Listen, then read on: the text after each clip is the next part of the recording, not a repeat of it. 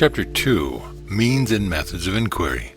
There are three stages of mental development. The first, instinctive, which deals with sex, herd nutrition, and other animal aspects. Second, intuitive, which arises from repeated human experience. And third, rational. The last must be made supreme. Logic is not the same as reason. There should be a distinction between them. Logic cannot know the absolute. It is of intellect, not reason. Reason can know the absolute. Logic applies only to the objective or seen world. Reasoning must not be confused with intellectual argument. The latter is used by lawyers for the logical building up of evidence of seen objects only, but the former is used in philosophy to refer to evidence of all the three states of consciousness. Reason sees the appearance and disappearance of objects, including the ego, whereas logical intellect is limited to them alone. Logic deals with causes, whereas reason deals with distinguishing between truth and falsehood. Reason becomes Atman, the universal self, when it is by itself, chained to no other thoughts. When it is so chained, then it is reason. It is by the process of negation and affirmation that Brahman becomes a subject of reasoning. It is by reasoning that the identity of the jiva, the individual self, and Brahman is established. A direct knowledge of Brahman can never arise through any mystic initiation. Yoga has no place in it.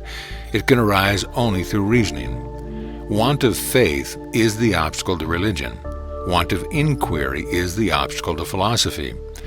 The two main features of science in which Vedanta is interested are generalization and verification.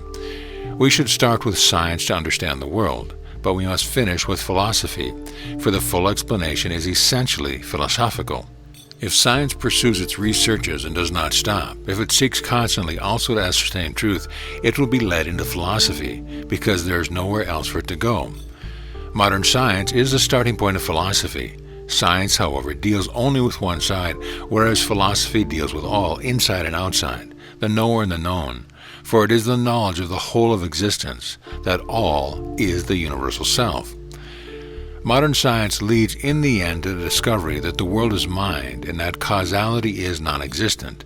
Precisely the same discovery was made by Gaudapada and Shankara. How? They had the spirit of science, the desire for ascertained facts, and being intellectuals of the highest order, saw the truth. We must get at the truth without imagination. All the philosophies of the world are based on imagination, hence they contradict each other. 1,000 persons imagine in 1,000 different ways.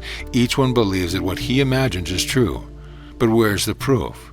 People do not get truth because they are attached to their particular and peculiar ideas. Attachment is the root of all evil. Truth should not only be known, but it should be proved and verified. Advaita does not prove that there is one. It proves that there is no second thing. This is the great difference between ours and other philosophies, no matter how similar their tenets may seem. Our method is the way of verification for every tenet. We want proof, not poetry. We do not care for either intuition or imagination, which is disastrous. A man may say, "I have seen God. I have realized the Absolute," but he must prove it. The value of meditation and yoga is to keep off extraneous thoughts. The average man cannot give attention to proper thought on Vedanta line because he cannot keep his mind concentrated along this line. Yoga builds up the power to do so, hence it is useful as a preliminary process.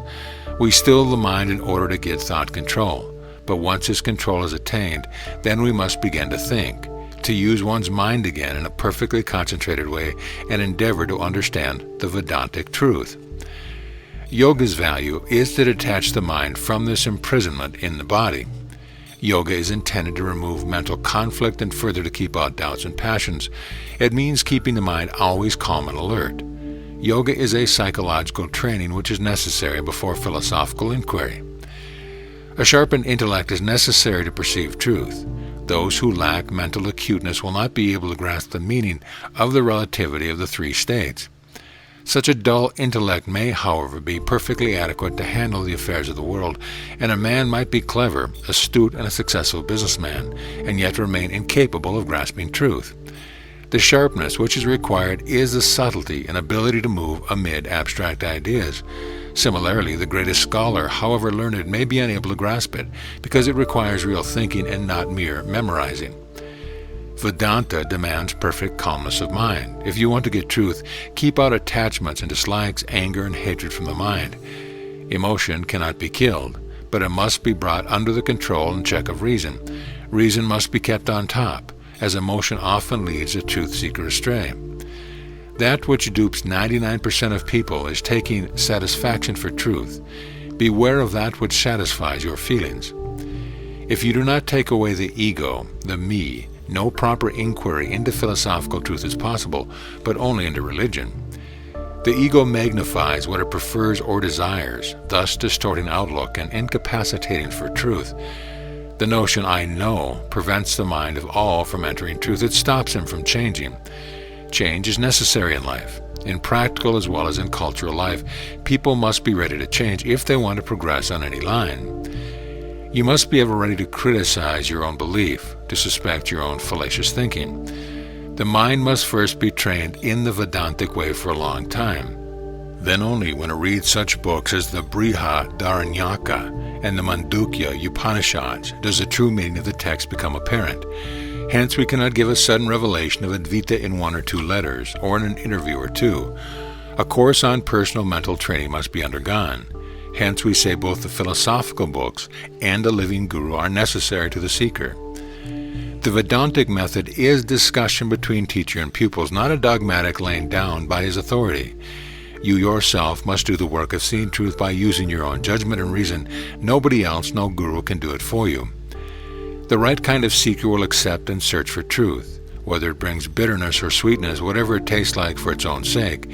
He must be prepared to find God as impersonal and to lose his own individuality for the sake of truth. Inquire further. Do not be disheartened. Try over and over again. When you see that authoritarianism does not give you the truth, you go further. You must have the determination to get at it. Experience tells you that every time you attempt, you progress.